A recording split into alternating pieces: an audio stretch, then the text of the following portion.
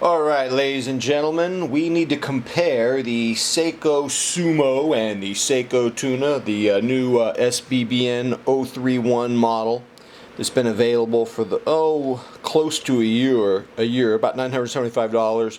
The Sumo is going to be about $400, and bear in mind this does have a $100 end mill bracelet on it. It's just my preference. I also want to tell you is up front, I did try an end mill on the Tuna, but I didn't feel it was a good match.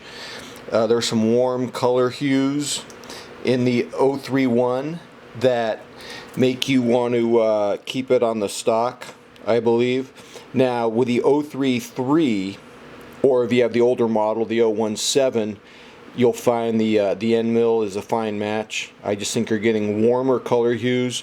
It may be, this one is unlike the other ones in that it's a stainless steel, whereas the 017 is sandblasted and the 033 is polished. And so I don't think this looks good on the end mill. I keep it on the stock. It's comfortable for me. Some people have complained about comfort on the Tuna. So the question is, you know, if you like both of these iconic Seiko divers, do you want to spend more on the Tuna? I mean, the Tuna is about $975. The Sumo is about $4. Make it $5 if you buy the bracelet upgrade. And so what you're dealing with is you're getting more of a classic design on the Tuna.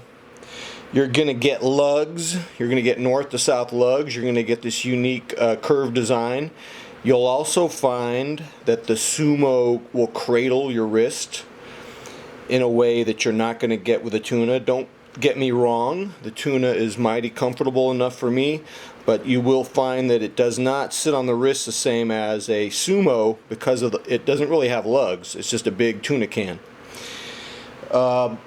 You're also getting an automatic movement. The 6R15 is an excellent movement, low maintenance, 50-hour power reserve. And it really does look good on the wrist. At $400, a lot of watch obsessives will tell you this is the watch if you are into divers. The biggest complaint I hear about the Sumo is the 20mm lugs for the bracelet, whereas the Tuna has 22. Any other complaints about the Sumo I hear? Some people don't like the aluminum bezel. They say it's cheap. I don't get a cheap feeling from it. It's aluminum. That's what it is.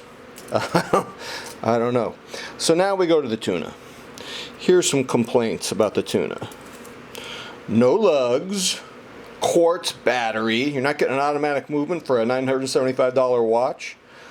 So no lugs. Doesn't sit on the wrist as well. Quartz battery. Hard Lex. No sapphire for a $975 watch. Is it really worth it to spend $975 on a quartz watch without sapphire? That's, I mean, my gosh, are you getting ripped off or what? And I think the answer cannot be absolute. It depends on the person. For me,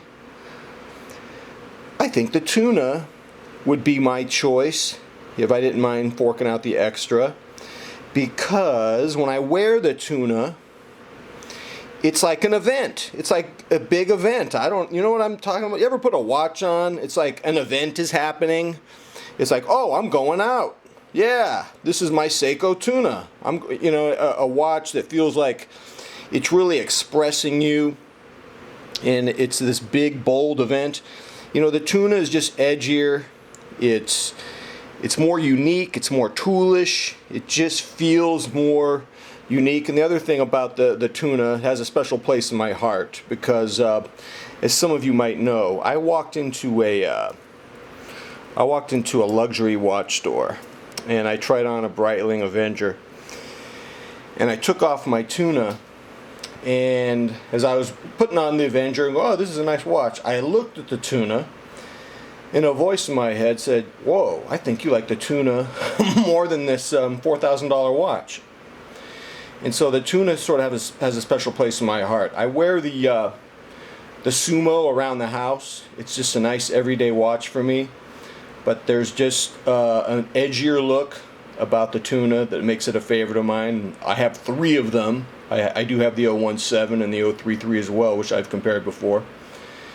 So I mean, it's a tough call. I mean, you're get more for your money for the Sumo, that's for sure.